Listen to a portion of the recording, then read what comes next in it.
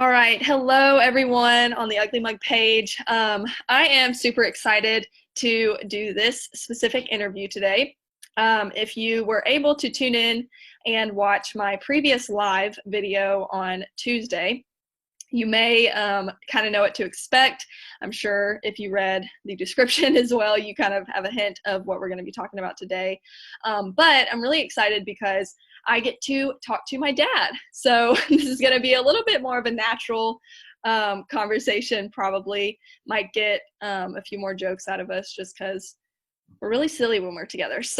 But I'll give you a little bit of a background on my dad and what he does. So ever since I was born, he's worn many, many hats. He's done many things in his professional world, but also as hobbies. He's done it all. But within the last few years, I'm sure he'll talk a little bit more about that, but within the last few years, he's really found his passion for storytelling, specifically visual storytelling. So he loves to tell stories through video, through a camera, and he's definitely honed in that craft very well. He's really lucky he gets to do that for work. He works for Royal Martin in the communications department there and gets to produce a lot of video content for them. He's done some amazing work telling some stories from some of their employees. So if you have a chance after this, you should go watch some of those. But that's kind of a very quick, brief background on him. I'm going to let him kind of jump in and introduce himself a little bit as well. But how's it going, Dad? It's going great. And so is it me? It's you. Go for it. Oh, okay. I thought the screen was going to change. So, No, it's all good. all right. It'll change for them. It doesn't change for us. Oh, We're learning, everybody. you can edit that out, right? If I need to. Oh, Oh, gosh. man. This is my first official Zoom meeting. So there you go. I don't know what's about to happen. But I'm thrilled, honored to be invited to join the Ugly Mug team for some discussion. It's thrilling. I've known Wayne for a long time. He was in my college Sunday school class when he was in college. That's where we first met. So when he first started dating Heather, I was around. I actually ran the sound for his wedding. So I got to be at his rehearsal dinner. So we have a lot of history. I think Wayne has published like 2 books, and I think I made it into one book, but not by name. But he mentions in one of his books, he talks about some of his failed business ventures. That was me. Only one? Yep. We went into business together in a marketing venture long before Ugly Mug Marketing, and we failed miserably, and we lost a lot of money. But we learned a ton of lessons. So I like to think that partnering with me and me contributing to his failure taught him so many valuable lessons that's the reason that Ugly Mug Marketing is such a success today. Probably, yeah.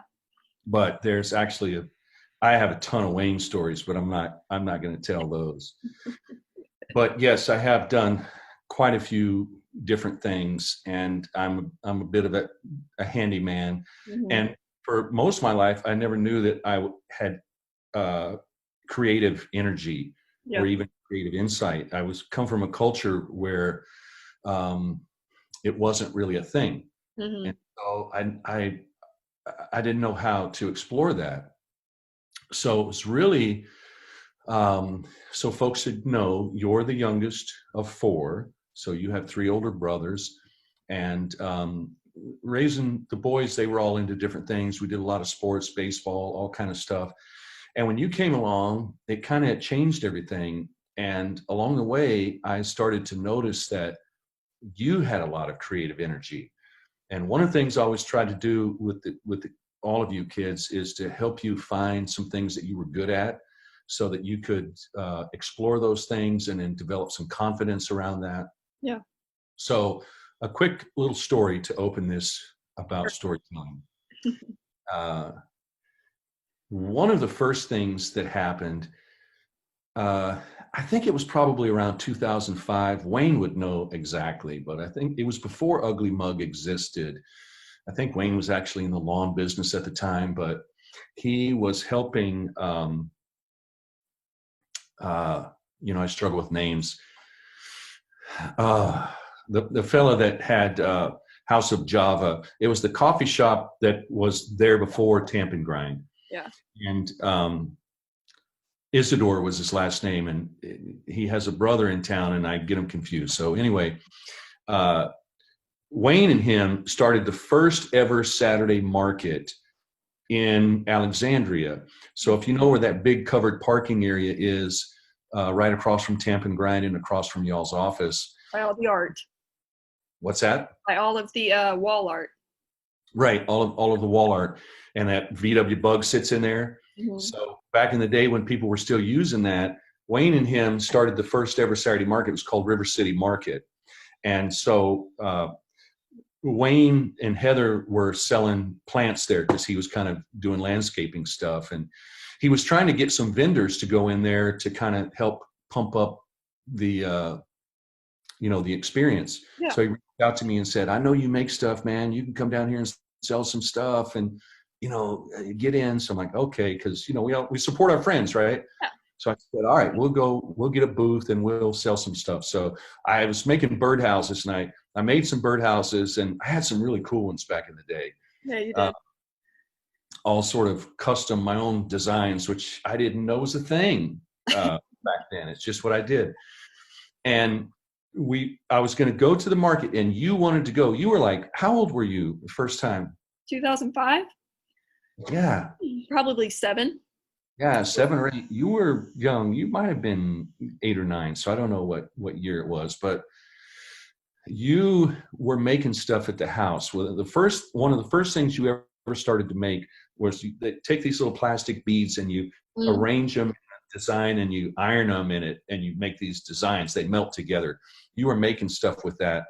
And so you wanted to come to the market with me and sell some stuff. So I said, okay. So we got a booth. We went down on Saturday. I put all this stuff in the trailer.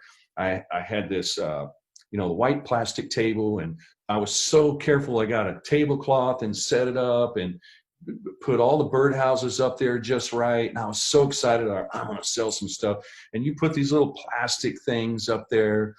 And then here, and Wayne and Heather were there, and they were all excited because I'm a vendor. Yeah. And here the people start to come. Here they come. And everybody that stopped just oohed and awed over these little plastic things. And they totally ignored my birdhouses. I was so upset, but I had to hide it. I'm just acting like, oh yeah, that's awesome, Lydia. You go, girl. Inside, I'm like so jealous, like, they're plastic trinkets. What's the deal? But that's when I first learned kids get all the attention. Yeah. But I think on that day, you actually sold more items than I sold. And I don't know if you made more money because you weren't selling it very much. But you were so excited to do that. And it started us on a journey. Yeah. Where it made me realize just how creative you are and how much you like to make things too. And it took on different expressions from me. Mm-hmm. And I set out to help you discover those things. We went to beading classes, and over the years, we've done all kind of those art shows and craft shows and sold some stuff and done a ton of things. But that journey, that day at River City Market, watching you sell plastic trinkets taught me that I need to encourage you in your creative arts. Yeah. And doing that, encouraging you to become creative is how I discovered my own creativity. Mm-hmm. So over those next 10 years, making things, doing things, helped me discover sort of just how creative I am. So that's the story of River City Market. Now, here's what I like to do. That's story number one. I didn't tell it very well, but maybe it was funny. Along the way, as we talk about storytelling, I have about uh, maybe 3 total stories, so maybe two or three more. And what I was hoping is folks that watch this, maybe when they get to the end, in the comments, they can vote on which is their favorite Dirk and Lydia story along the way. Because It'll be hard to choose. we've got a few. We have So number one is River City when Lydia outsold Dirk. Which probably happened every time we ever went to sell stuff. I also sold lemonade one time, I think. Oh, okay. Maybe. That was a big seller. You remember these? Oh, yeah. I was worried you'd bring it up. Yeah, That was a long phase as well. Lydia used to make these. We sold these at the market before. I would hang them with like fishing string, and we even put some lights inside one time. It's actually funny because I learned how to do that folding in math class in I don't even know, maybe 6th grade. Now my dog has the zoomies, so that's great. But I think we learned that to learn fractions because you have to, fold it in half and then fold each half in half. So it was like a math lesson. And then I was like, oh my gosh, we should use scrapbook paper and make these cute. And then I did that for 2 years. So we have lots of those laying around. It's still some of my favorite things. So let's talk about stories. What you got? Yeah. So I have a few questions to kind of dive a little more into the side of business. My dog's really getting after it. So I want to talk to you about your opinions, your thoughts on ways that businesses can effectively tell stories, why it's important to tell them, what makes a good story, all of those kind of aspects, because I think that it's kind of a lost art. I think that it's something that a lot of businesses probably have plenty of amazing stories that they could be telling, but maybe they don't think it's important enough. They don't want to use their real estate, on Facebook or Instagram, and maybe they don't think it'll be as important to their viewers. But I just wanted to encourage people and sort of, I guess, get rid of all of those assumptions and just kind of explain how important it is and how, I don't know, I think it's just really cool. And I think you have a really cool perspective on it as well. So I wanted to chat with you about that. So first off, I guess this might be a 2-part question. What would be your definition of a story? That might be kind of vague, but your definition, and then what makes a story a good story? Because I think back, and I feel like when everyone's growing up, you hear oh, you're a really good storyteller, but that's not everyone. So what makes a good storyteller, and what do you define a story as? Yeah, well, one of the marks of a good storyteller, it took me a long time to learn this. I didn't know that I had a natural intuition for it until really just a couple of years ago. But a couple of markers that you might be a good storyteller is if other people remember your stories and they repeat them and they tell them, or when people come to you and they ask you oh, tell us that story about such and such, Yeah. What that means is they remember. Mm-hmm. That's really the goal. The goal of all communications is clarity. Clarity is the goal of all communications. And stories have a way of cutting through all the clutter and the noise, because the stories are, they have movement, they move. And so much information is just static, right? It is just kind of noise. Yeah. And so my definition has changed a little bit recently from some study and reading that I've done. But part of a good definition of a story is that because I think stories are greatly misunderstood. Mm-hmm.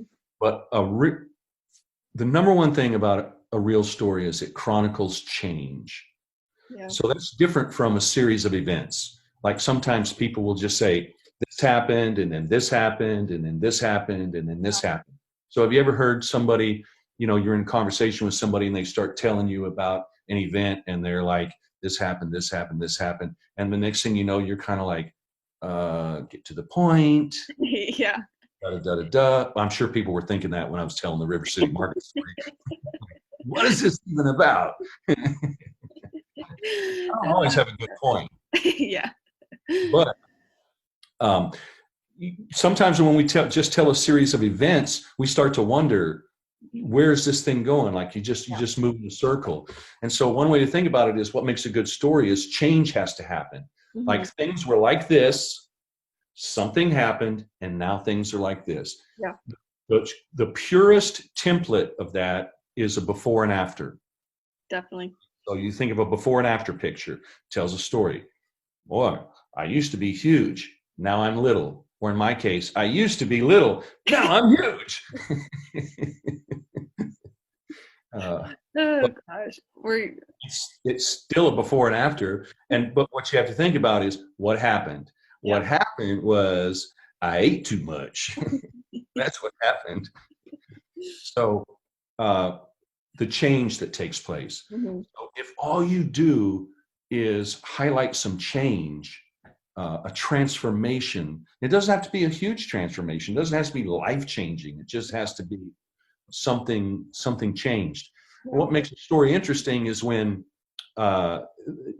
there's some friction, right? Some conflict, something gets in the way that you have to overcome that causes that change, right? So how do people, if you just take the before and after of somebody who's big and then they get little, what we really want to know is how did they do it? And we instinctively know that was hard, but what were the obstacles they had to overcome? Because it's different for everybody.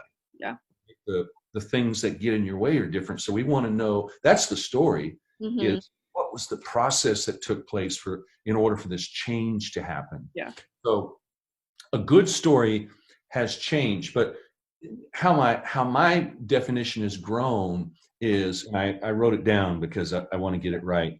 A story is a reconstituted experience told with just enough detail and emotion that the listener or the reader can imagine it as real. Yeah. So I like that. It's a reconstituted experience. Mm-hmm. So have you ever drank powdered milk?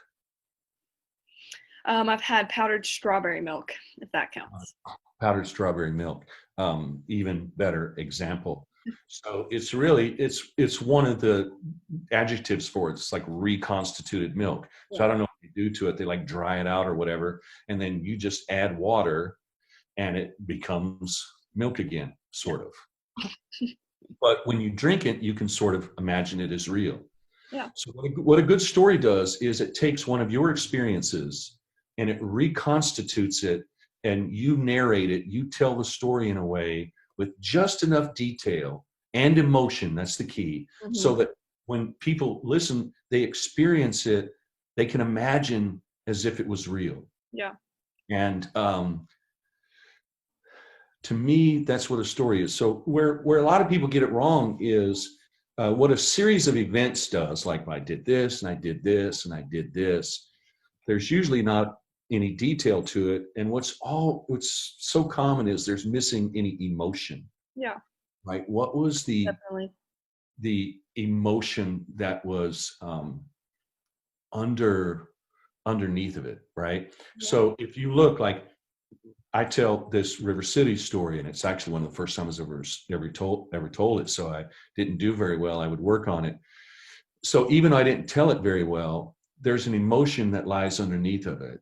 And that is a father's care and concern for the development of his daughter. When I see you being successful selling your wares, it makes me want to encourage your growth, right? That's an emotional element. Yeah.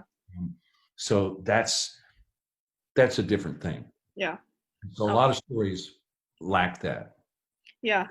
It kind of made me think while you were talking about it, because I definitely used to read books a lot more often when I was younger. But I remember in high school, throughout high school, we had a variety of different books that were required for us to read for English or whatever. But I don't remember if it was my junior or senior year, but we read The Road. So kind of like a post-apocalyptic story, similar emotions because it's a father and his son embarking on this. And I think I didn't read it. I saw the not surprised. But I think that was I think it was the first book that ever made me cry when I finished it. And I remember thinking how powerful that was, right? Because I think it takes a really special gift for a writer to be able to describe those kind of emotions, because I'm not a father and I'm not a son and I've never been in a post-apocalyptic world. So I really don't relate to these characters at all. But yet I can put myself like I'm standing next to them, and I've been with them for these 300 pages and I'm so attached to them, and then I'm crying by the end of it. So I think that's a really good example of how powerful stories can be, because someone may not relate to it at all, but it can move them and possibly even cause change in their world, depending on what the story is. But that was just kind of a side note. I remember I was like, wow, never had a book made me cry before. So if you've never read The Road, I recommend. And I recommend the movie. Yeah. Well, it brings up an interesting point, and a very important one. Great stories are always about people. Yeah. So it's always about the people. It's so in the way you describe it in the characters, but as you move through that story, you start to identify with them as like real people. Yeah. And what so many people do when they try to tell stories, especially in business, when we communicate about our business and our products and our services, we think we shouldn't humanize it, and the exact opposite is true. Yeah. People buy from people, and it has to be about people. And so what a story does is gives you an opportunity to talk about the people that are involved in all these things. So you can't have a story without people. Yeah. I mean, there's no story without people. I mean, that's just how it is. And the best stories dig into people. What makes us tick? What makes us think the way we do? What motivates us? What makes us want to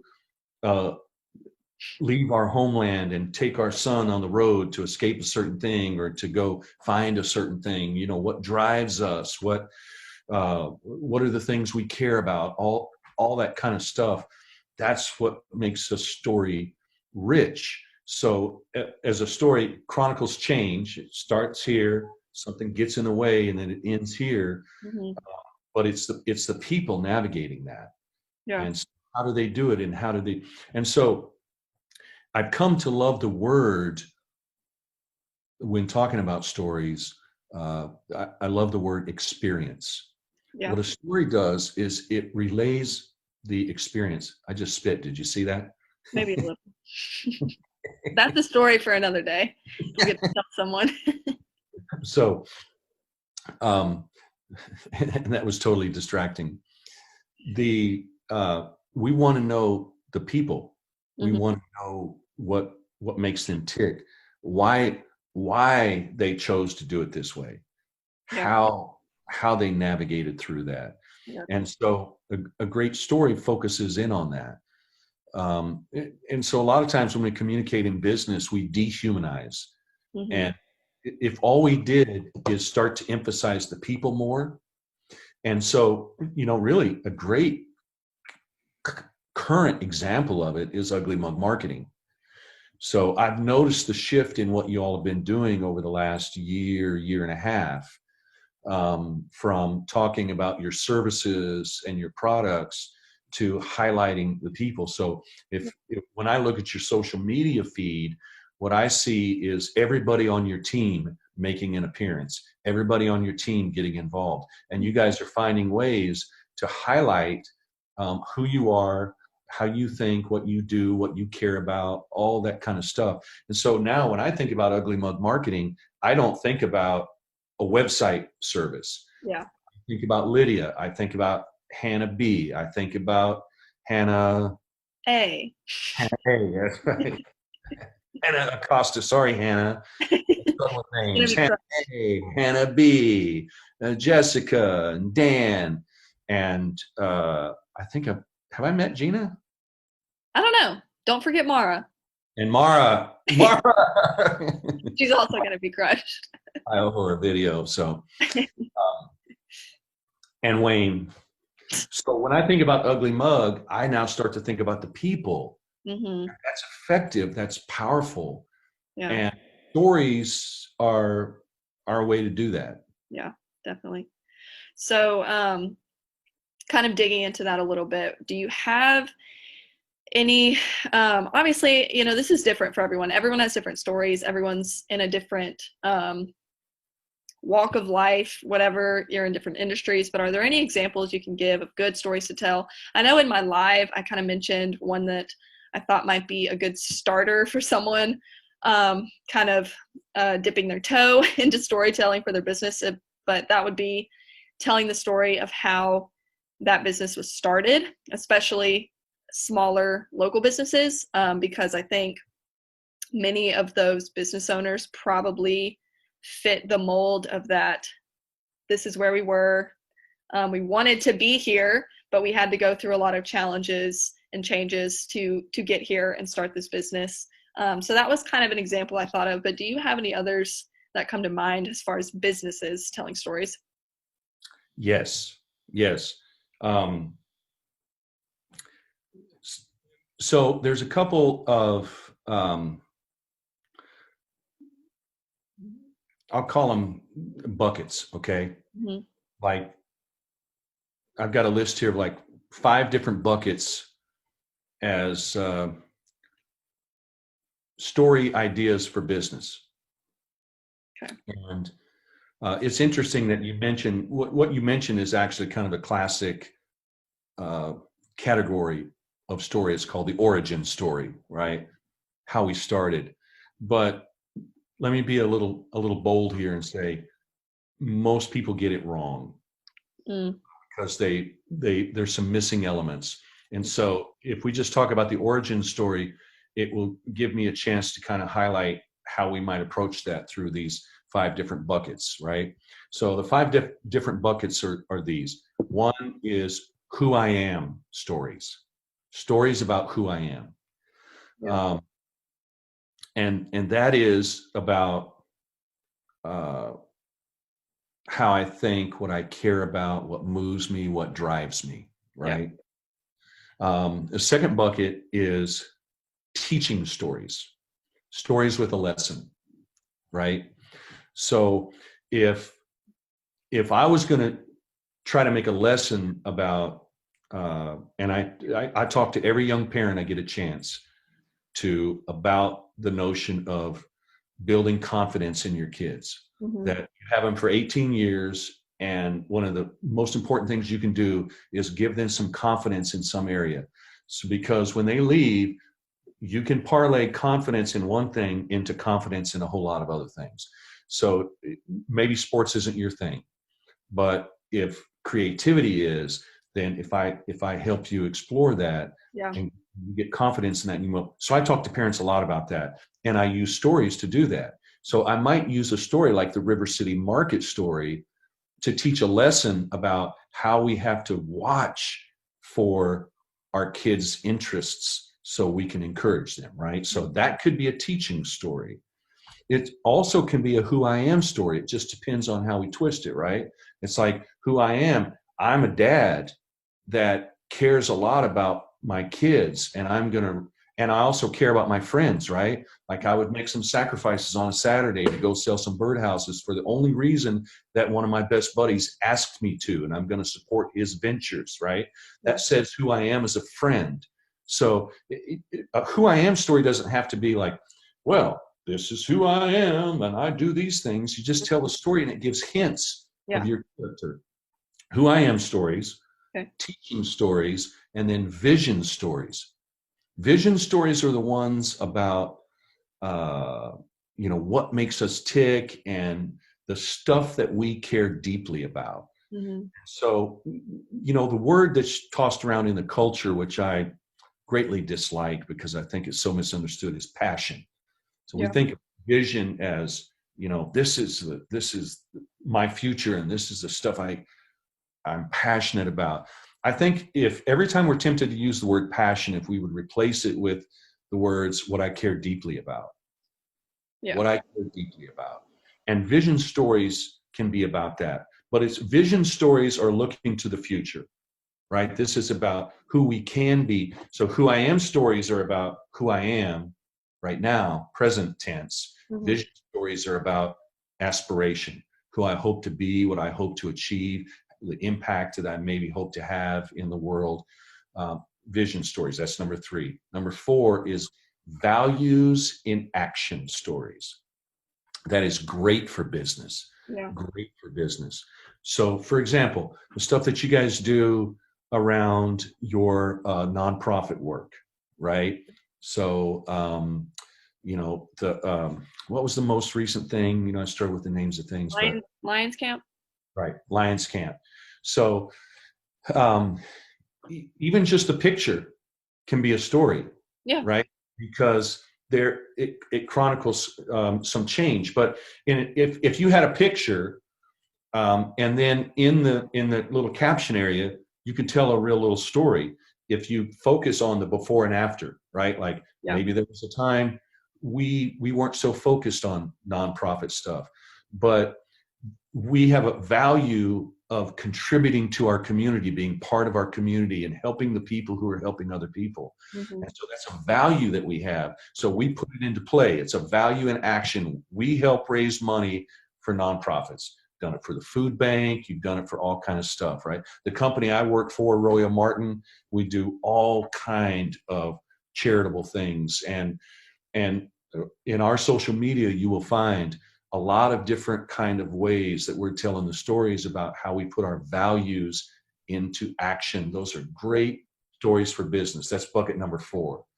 Bucket number 5 is, I call it, and you guys talk a lot about this and I really appreciate it, but I call them what you're thinking stories.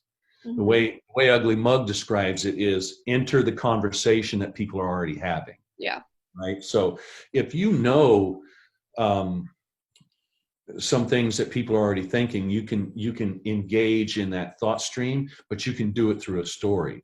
So how most people are doing it today, and I got to be careful not to have a rant about rants, but what most people do today is rant, right? Yeah. A rant is not a story. Let me say that again. A rant is not a story. And people love to rant about stuff. Mm-hmm.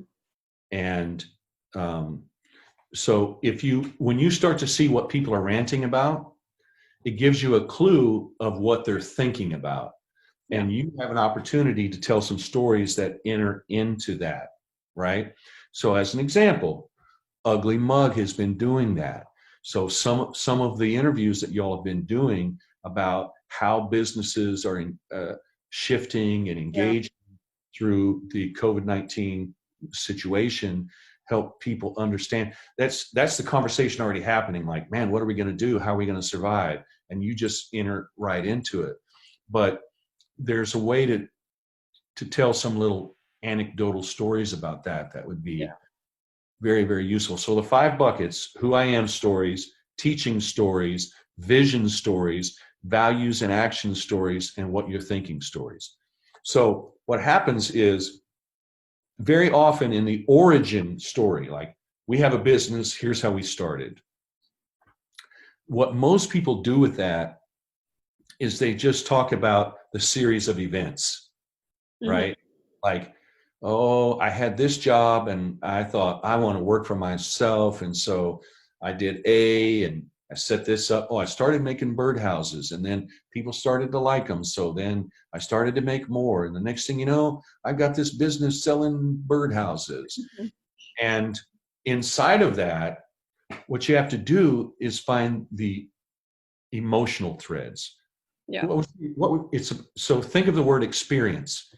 What were you experiencing on an emotional level that drove you to change your life? So when you start a business, that's a major change. Yeah. So that's a pivot point around a story. Mm-hmm. So it's an opportunity to tell a who I am story, right? Like that's the why I did it. It's a vision story about how I believed I could accomplish this. Like, hey, I'm going to charge against all the obstacles. I had these people tell me, that's the wrong thing to do. Just go get a job, And so there are ways to, if you think of these buckets, there are ways to include those things in the story, and those are clues into the sort of emotional elements. And if you miss that, all you've got is a series of events. A series of events equals 3 words: blah, blah, blah, blah, blah, blah, blah, blah, blah, blah, blah, blah. Yeah. And so, which reminds me, I have story number 2. May I? Yeah, go for it. Story number 2. I'm intrigued to hear what it is, because I want everyone to know I don't know these stories before he tells them. I mean, I experienced them, so I know them, but I don't know what he's going to say. So it could be really bad for me. I got a picture. I have 2 pictures. Oh, goodness. Yeah. Oh, is that Los Angeles? That's Los Angeles. So I think it was, what, 2018? 17 or 18. 2018. My middle son, Lydia's brother, lives in LA. And at the time he was living in Culver City. He now lives in Venice, 3 blocks from the beach. He works for a big software company out there, and He's is a cool one. And helping start a church on the beach. So that's cool. And we went and visited. And so I call this story the Culver City Stairs. And Daniel and Macy, his wife, wanted to take us to see all the sights of LA. And in Culver City, there's this place that you basically walk up to the top of this. I mean, it's almost like a mountain, but it's a big hill. And it's set aside. You can drive up to a certain point, and then you have to park, and you have to walk. So it's almost like a trail. Mm-hmm. And we got to, and we hadn't been messing with cameras for very long. I got my first camera in 2017, maybe February of 2017. And I had started to explore, and my whole world opened up when I first got the camera in my hands. So we took the camera to LA, and we got out of the car at the bottom of the Culver City Stairs, and we started to walk. And it winds, curves around and winds around. It's like this, almost like a desert, arid place, Yeah. And it felt like we're walking and we're walking and we're walking. It's like, when do we get to the top? It felt like forever. And it wasn't like we could see a ton of stuff on the way. Yeah. We saw a ton of people. And as we start to get to the top, it was very interesting. We saw a photographer who was doing portraits. Mm-hmm. I think it was like a bridal session or something like that. Something fancy. Yeah, really fancy. Like, wow, okay, we just entered something cool. And then just over the next little rise, we got to the top of the Culver City Stairs. And the view was fantastic. This was a photo that I captured of LA, the view from the Culver City Stairs. But what happened, we just stood around for a while and started to take pictures. And then I think at the time we only had 1 camera. I now have a couple of cameras, but we were sharing, or maybe we had them both. I don't remember, but and then I captured this photo. This is a picture of Lydia taking a picture of LA. Pinky. And what happened was, this was a moment for me. It was kind of an aha moment. When I snapped this picture and I looked through the viewfinder, it was as if I saw you in your element. I thought, this is Lydia doing her thing. There was so much joy around you. It was almost like you had an aura in this moment of capturing a view of something in a moment that nobody else was going to get. Yeah. And I was taking pictures too. And it just floored me how much this fits you. So I keep this picture because it reminds me of who you are, of someone who cares about capturing the right kind of image. And then later, of course, after we got home and we both edited our photos, I don't have any of your photos to show, but I was blown away because all of your photos were like fantastic. And your photo set blew mine away. And I thought, wow, that was a moment. So what this reminds me of, I didn't fully realize it until we got home and I saw the pictures, that you're the creative, you're the photographer, you're the artist that knows how to compose an image. And it just reminded me that helping you on your journey to become creative is what changed my life. But it also brought me great joy to know that you have the opportunity to do that. So on the Culver City stairs is when I realized that you have a future in the creative world. And it brought me so much joy to see you full of joy in that moment. It was like, wow, if I haven't done anything else good as a dad, I got you there. Yeah. You know, I got you to that moment. And that was a powerful one for me. Yeah. Culver City stairs. I think that beats River City, but we'll let the people decide. A little better than plastic trinkets. Yeah, you definitely you have grown. Yes. And that's a good thing. If anybody wants plastic trinkets, mention we probably still have lots that did not sell. Yeah, in the comments. Yeah. So one of the things about stories, what I find that oftentimes people, they don't know how to get ideas for stories. Yeah. So I've got some ideas about how to spot good stories. Awesome. Cool? Can we share that? I think that's going to be really good information for people. Yeah. There's, I've got a list here. So things to learn to watch for or think back on that are like kindling for good stories. Mm-hmm. First, a time you shined. Yeah.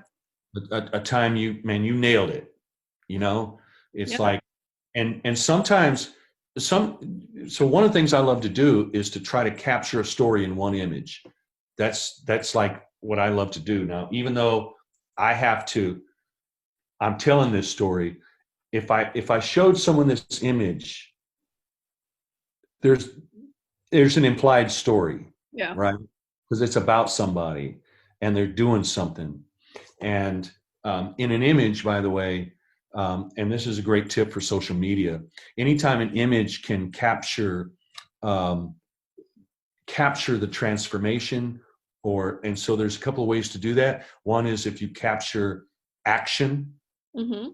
right? So if you were at the bowling alley, if you capture somebody in mid, you can't see it, but I'm doing the bowling thing. Hey, with the ball back behind them and they're stepping forward. So they're in the middle of that action. Like one image says, you imagine the whole story. They walked up to the thing. They did their hands over the air. They grabbed the ball. They twisted around. They got their feet just right. They went and they did the thing.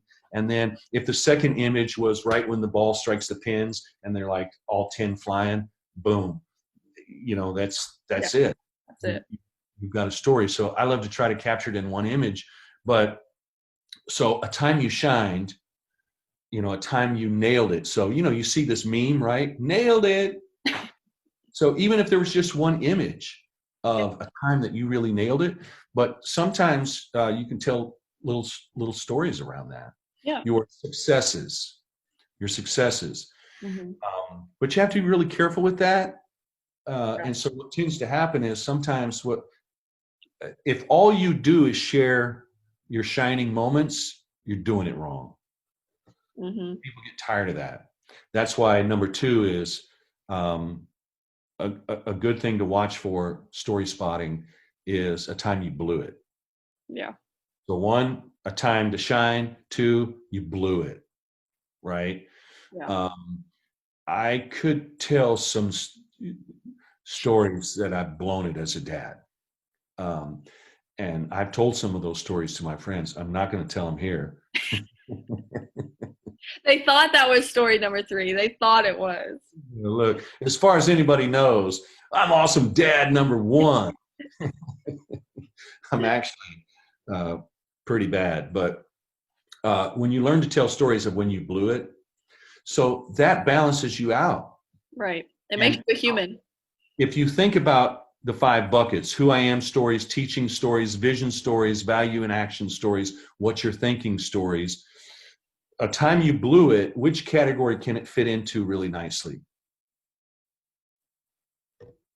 I don't know. I don't like this pop quiz. No, man, come on. Usually like teaching stories. Yeah. We can balance it out. So if I talk about a time I blew it, it gives me a chance to teach a lesson like, Yeah. Yeah. oh, do it this way, or oh, what I learned is there's a different way to do it. It taught me something, right? Our failures teach us things. So when we talk about our failures, we have a chance to teach some lessons. Mm-hmm. But that's the other mistake people make sometimes when they tell the stories of how they blew it, they get too preachy, right? If Yeah. everything is a lesson and whatever, sometimes you can just let the story exist. Like I blew it. So a time you shined, a time you blew it. And these next few I really, really like, and I think are underused, totally underused. It's a time somebody helped you. Yeah. So think about a mentor, Mm-hmm. right? Um, a time that somebody helped you. The great thing about that is it's fuel for a great story, because if the idea that somebody helped you means what? You needed some help. That's fuel for a great story. I was in a situation and I had an experience and I was drowning, but somebody reached down and Yeah. they helped me out. And there's a ton of different ways. So if you think of a mentor in your life or somebody that really, really helped you, and there's usually a little story around that. And Yeah. actually, I have several Wayne stories that are just about that. You've heard me tell some of those. I'm, for sake of time, I'm not going to do it here today, but um, Wayne is responsible for me having a camera. That changed my life. Yeah. When I got the first camera in my hands, my whole world changed. And the crib notes are, uh, 2 years ago, I was a janitor. Well, I took care of the building. But basically, if you're the guy that cleans the toilets, you're the janitor. I don't care what fancy title you put on it. I was cleaning the toilets, and today I'm the corporate videographer and photographer. And that happened because I got a camera in my hands and I started to explore it. Wayne is 100% responsible for me having that camera. So he's part of my life change, and I have stories around that, right? So a time somebody helped you, and let me ask you, can you think of anything like that? Can you think of a story? And you can't tell one about me. Oh, for me personally? Yeah. What's a story where somebody helped you? Oh, goodness. Um, hmm. So let's relate it to business. Your role at Ugly Mug Marketing, social media marketing manager. Who's somebody that helped you navigate that? And when you think of the somebody that helped you, can you think of a moment, an experience where they really helped you? I'm so not good at being put on the spot. Um, well, I mean, I know definitely Hannah, our social media manager, has helped me fit into this role a lot. I mean, I did some social media work prior to Ugly Mug, but I'm trying to think of a moment. I also have just an awful memory, but um, so I mean, there are probably a handful of times this has happened, but and there's a variety of ways I think this comes into play. But whether it's like losing a client or making a mistake, not maybe choosing the wrong way to run an ad, or there's certain mistakes that you can make along the way. I think it's been really helpful, beneficial to me with my relationship with Hannah to have an open communication about, like, I've never really felt ashamed, right, when I make mistakes, or if I feel like maybe I could have done better in a certain moment. So I feel like we have that relationship where she helps me take a step back, look at a situation and say, what could we have done better? Because it's over, it's already done. We don't have to, sit and cry about it for days. It's already done, but what can we learn from that situation and make another similar situation that could happen in the future better? And I don't think that a lot of leaders have that. I think that's kind of a special personality trait. So there have been a handful of those moments, but.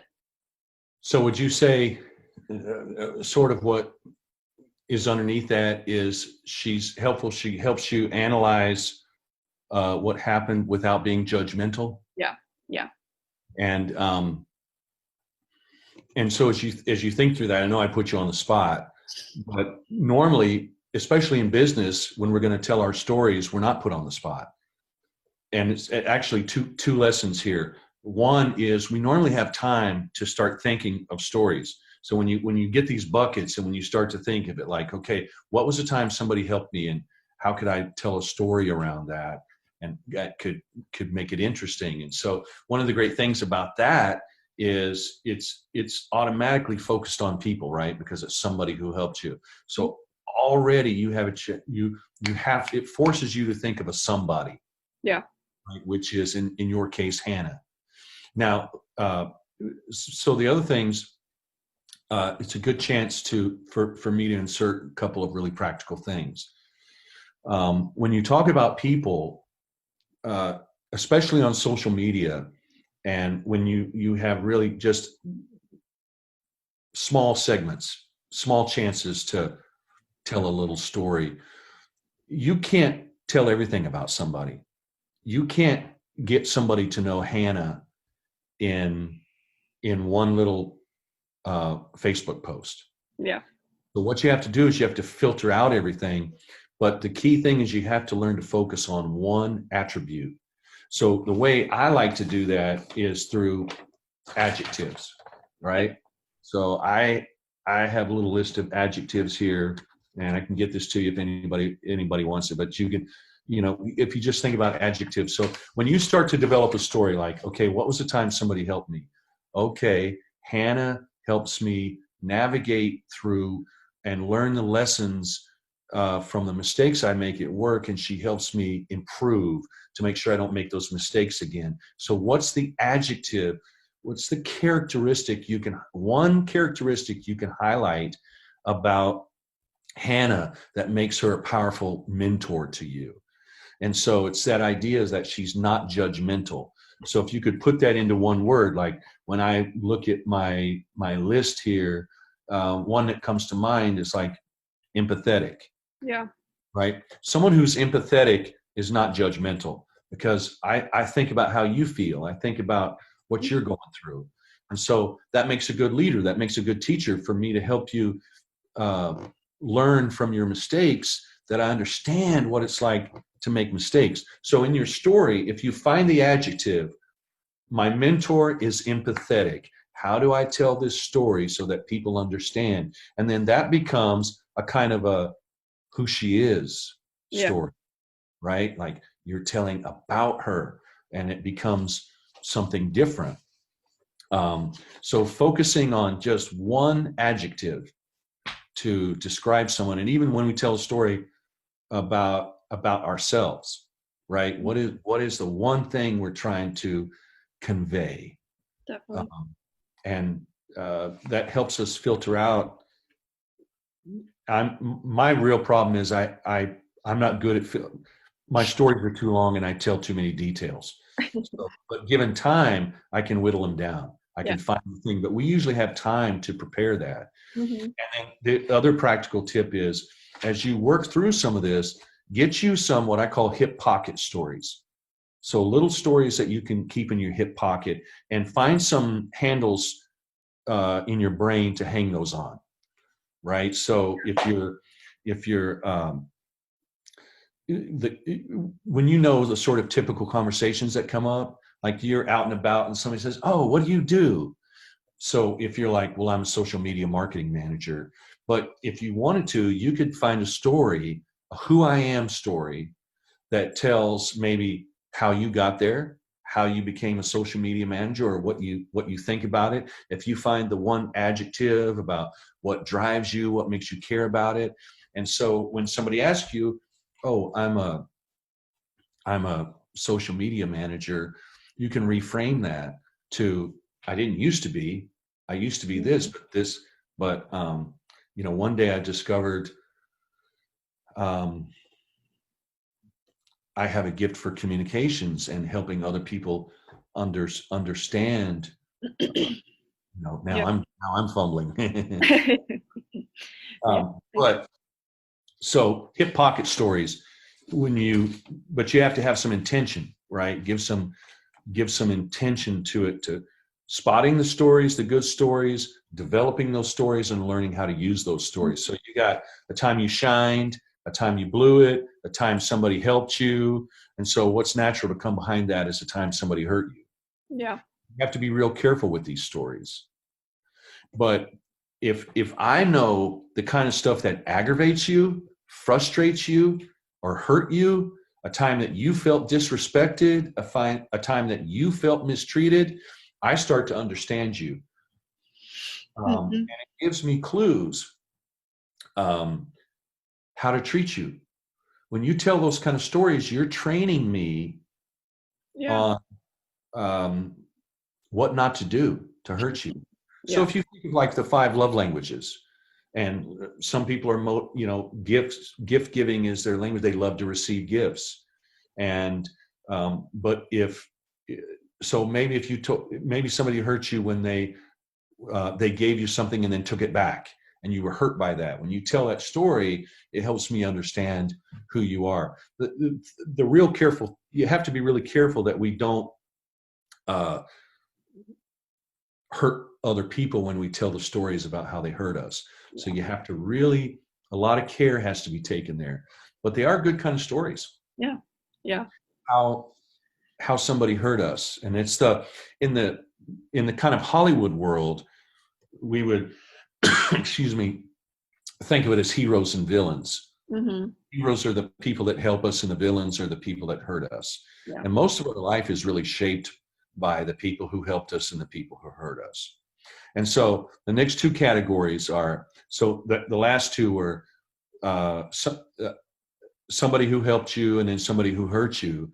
The next two are a time you helped somebody or a time you hurt somebody. Mm-hmm. And those are kind of like a time you shined and a time you blew it. Yeah. Very specific about how you helped somebody and how you hurt somebody. Yeah. And that's great fodder for stories. So if you look for that, so if I think, what was the most recent time that I helped somebody? You should know. The most recent time you did? Yeah. Um, was it me? Oh, Yeah. it was Colton. It was Right. Colton. Ooh, got that one right. Helped him with his car. Helped him with his car. So um, if in conversation I could tell that little story, right? Yeah. To tell it in a certain way. And if I really worked on it, I could probably make it interesting and funny as well, right? So it's a time that I helped somebody. Yeah. And then it's useful to tell uh, the times that I hurt somebody, because those are great teaching kind of stories. Mm-hmm. And then I got a few more, but I got to tell the third story. Is that okay? Yeah, This is, go for it. this is the Lydia story. You got anything to interject? No, I don't think so. Maybe we can close out with this, have people comment their favorite. Okay. But I think we'll be good. Got a lot of practical advice so far, so that's awesome. So not long after I got a camera, and then you started using the camera and exploring. So this was after California, and so sometimes we would take pictures together. And so in this summer, this might have been the summer of this was probably the summer of 2017. So this might have been before California, and we were like, hey, maybe we could take some pictures of some local stuff and make some prints and go to the art shows and sell prints of local things. Like, oh, what's the iconic buildings? Well, let's start with the high schools. Let's go to the schools. So the first school we ever went to in the summer of 2017 was what? Bolton. Bolton. Bolton High School. Really And right down the road from us. yeah, we live close to it. And so um, we started outside. We took some exterior pictures, and we noticed there were a few cars in the parking lot. And I thought, wow, there's probably some staff here, and I should probably let them know that we're walking around taking pictures so they don't think we're like terrorists or something like that. So we walked around we were in the front of the building taking pictures, and I walked around to the side entrance, and it was propped open. And I thought, well, I'm gonna go in there and talk to somebody. And right as I was getting ready to do this little bit older lady, I want to be careful how I say that, but she was older than me, which tells you she was old. She came out, she was kind of startled by us, like, oh, what are y'all doing? And I explained, oh, we're just here, we're kind of local hobbyist photographers. We were just wanting to get some pictures of the place, and I just wanted to make sure it was okay. She's like, yeah, I think it is. The principal's right inside. You can go ask her. And so we went inside, and the principal was right inside the office, and I told her what we were doing, asked her. She's like, yeah, it's fine, just be careful. And then I'm like, let me be bold. I'm like, well, would it be okay if we wandered around inside to take some pictures? She's like, well, yeah, I guess. Just be careful, don't mess with anything. So, like, all right, here we go. We take off down the hall, and the place is empty. The only people in the building were like, right there in that office, and there were like three people. And she said, we're getting ready to go. So if you leave, just make sure the door shuts behind you. We're like, okay. Yeah. And so we go and we start taking pictures. And this was my favorite photo. You killed it. From that photo set. This was an empty classroom. And so the funny thing was, we went upstairs. And when we got upstairs, it was crazy spooky. Am I right? Yeah. It was so creepy. There was no one, and there was like a dust mop leaning up against the wall. And then down at the end, this was so random. The tricycle? Yes. Yeah. It's like a high school. And Summer too. in the summertime, down the hall, and it was like dimly lit down at the end of this hall. Literally a horror movie. Yes. Tricycle just sitting there out in the hall. Yeah. And we're like, why is there a tricycle? And then, so we're like moving around, taking some pictures. And man, if you saw my photo set, all this would make more sense. It was the creepiest place. Yeah. And next thing you know how this stuff happens, you start hearing things. Mm-hmm. The building's like, oh man, something's going. You hear a creak, and then I swear I saw that tricycle move. Am I right? You're like, what is going on, man? This place is haunted. And so you were down at one end and I'm at the other end, and then we kind of meet in the middle, and it's like, is this place creeping you out? Yeah, totally. And so then we take a few more pictures, and then we meet back, and it's like, man, and we start hearing things, and then we're like together right there in that main central hallway. Yeah. And it's like, man, I don't know what's going on. And then we start having this conversation like, I think this place is haunted, man. We got to be careful in here. And this was the last photo I took inside Bolton in the summer of 2017. And I'll probably never be back, man. That place, I took a picture. I was pointing the camera at this fire, what's it called? Alarm. Fire alarm. Thank you. I point the camera at the fire alarm, and right when I click the shutter, all the doors slam shut. Am I lying? No. I honestly forgot about this. All the doors slam shut. You can't tell, but this fire extinguisher right at the top of the stairs, there's a set of double doors that like goes into some, I don't know, like an auditorium or something. Yeah. Like I click the shutter and those boom, clank, and then the doors to the other stairs that we came up slam shut. And we're like, and you had picked up that tricycle because you had moved it. It was down the end of one hall, and you're like, oh, this is going to be cool. I'm going to get some cool horror like, you should not mess with that. Do not mess with that thing. I did it. Took and moved it down the other hall. I think it was down the end of the hall, close to where I was shooting. And then, boom, all the doors shut. And I'm like, man, you messed with the juju. The poltergeist, man. And I panicked. I thought we were stuck in there. All the doors slammed shut. Upstairs too, right? We were upstairs. And it's like, man, as soon as the door slammed shut, I looked at you and you looked at me and we're like, what? I'm like, let's get the hell out of here. And I remember I was panicked, like, I don't know if these doors are going to open. Like immediately I'm like, what if we get stuck up here? What are we going to do? I'm thinking, man, our phone's probably not even going to work, man. They got the bad juju on us right here. Man, I hit those double doors so fast, and we were running. That crash bar, and it flung open, man. I was taking off down those stairs. I was looking for anybody to tell. And I think there was only one person left down in the office, and I was like, we didn't do it. We didn't. I didn't do it. Oh no, we were leaving. It's like whatever. It automatically shuts. Like, oh, okay. Yeah, like that's not the creepiest thing in the world. Yeah. So this is my photo of the haunted Bolton experience.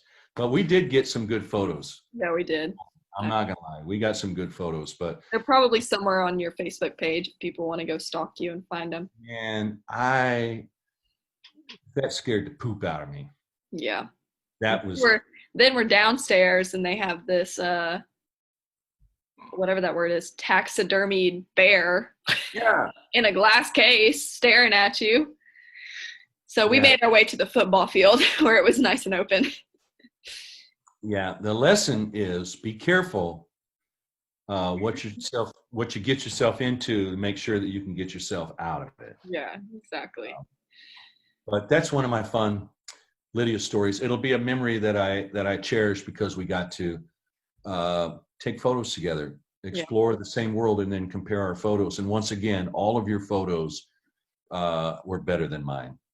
Well, not all. Maybe some. I think so. Yeah, I think so. A couple more ideas for story spotting. Okay. These are some really, really useful things, even in conversation. I call it the rule of first occurrence. So if you think about the first time you had this experience. So again, focusing your story energy on experiences. Mm-hmm. And that's the kind of stuff that like we just told, an experience that we shared together.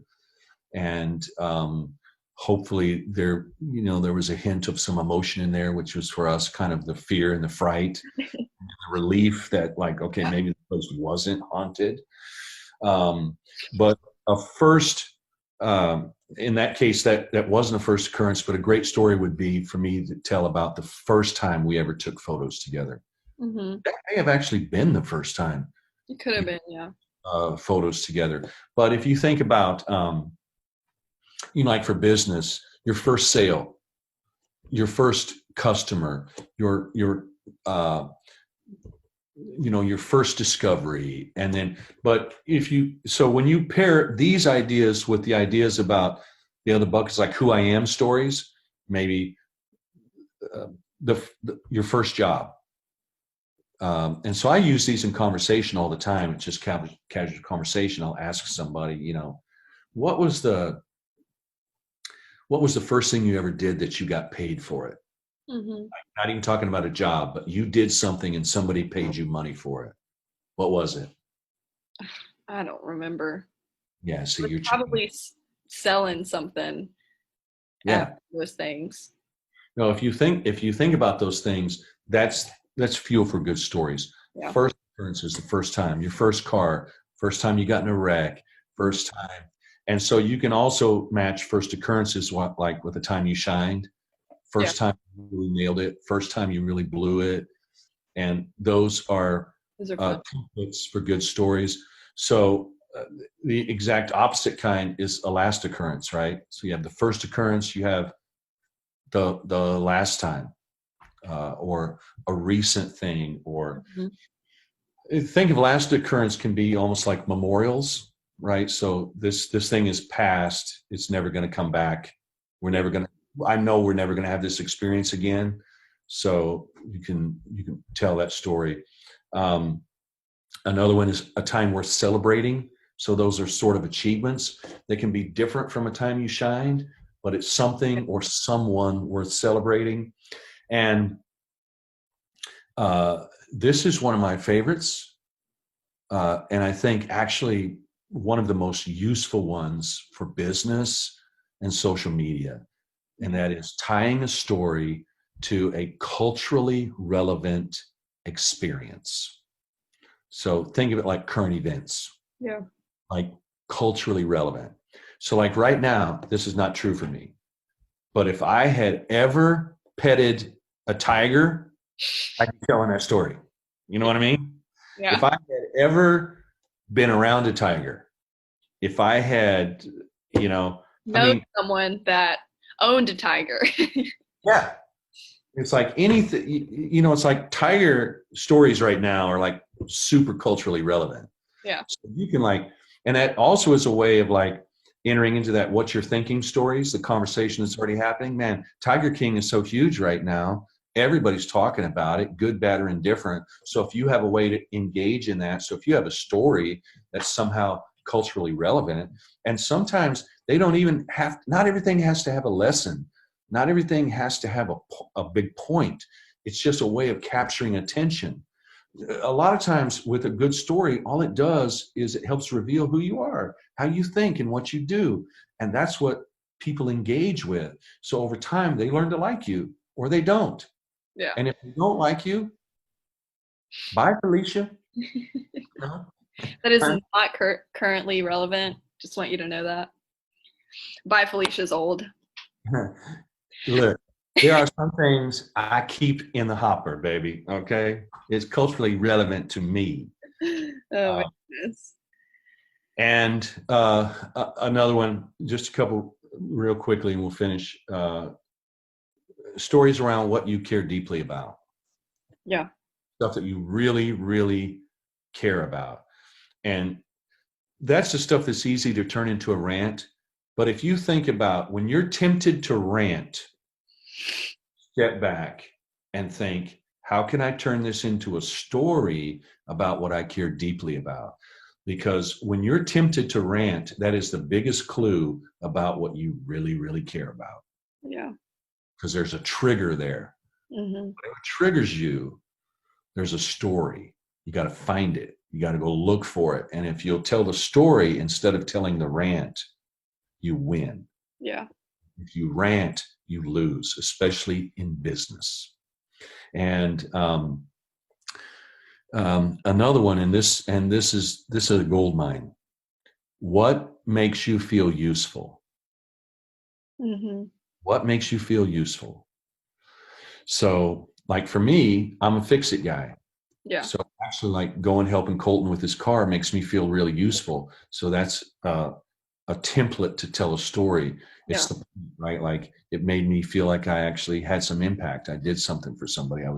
I was useful. So what you in the business world, the products we make and the services we do are useful to people. Yeah. And but the difference, the key word is there, what makes you feel useful.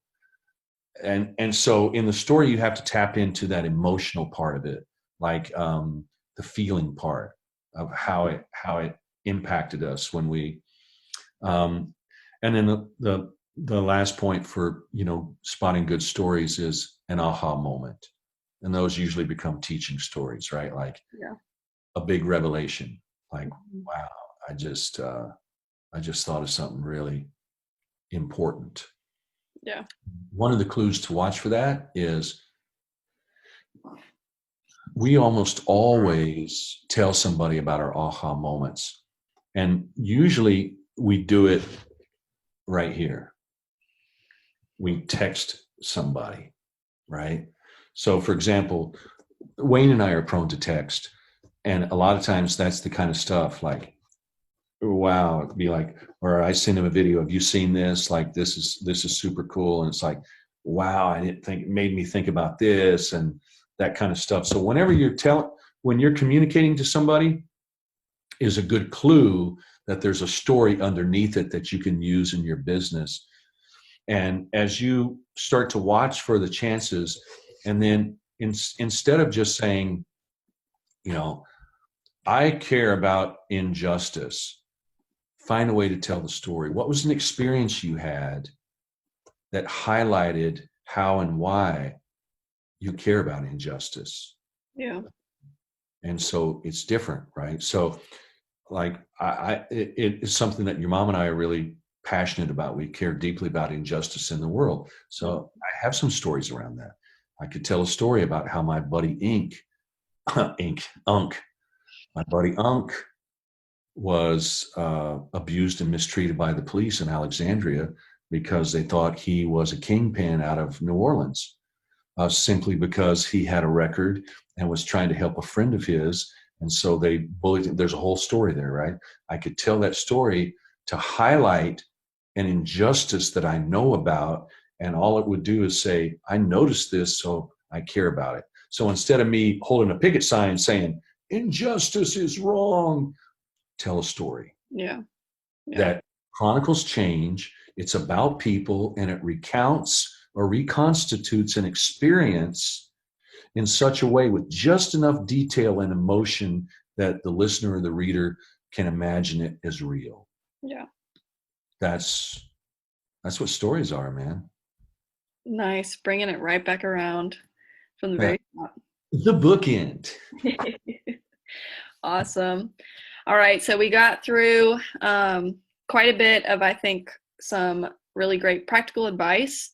So I know this was a little longer than some of our other ones, but if you made it this far, thank you so much for joining us. Don't forget, you have to let us know what your favorite Dirk and Lydia story was, 1, 2, or 3. So comment that below. If you have any, Culver City Stairs. that was Wait, 2. River City Market, number 1. River City Market, number 2. Culver City Stairs, number 3. Bolton High School. Yeah. Yeah. I don't know what my favorite is, but those are all good ones. But like I said, let us know what your favorite was. If you have any questions about anything that my dad was covering in all of this, feel free to comment those below. He's been really big on LinkedIn, so you should connect with him on LinkedIn or something. I don't know. Ask him a question. Ask him for another story. I'm sure he'll tell you another story. But that's kind of all we have today, guys. So I hope this was educational, informational, all of those things. And I hope this kind of got your gears going, thinking of some stories of your own that you are excited to share, whether in your personal life or hopefully for your business as well. But that's all we got for you today. So we're going to sign off. Thanks so much for joining us. And again, let us know if you have any questions. But we hope you have a great rest of your day. See ya. Bye.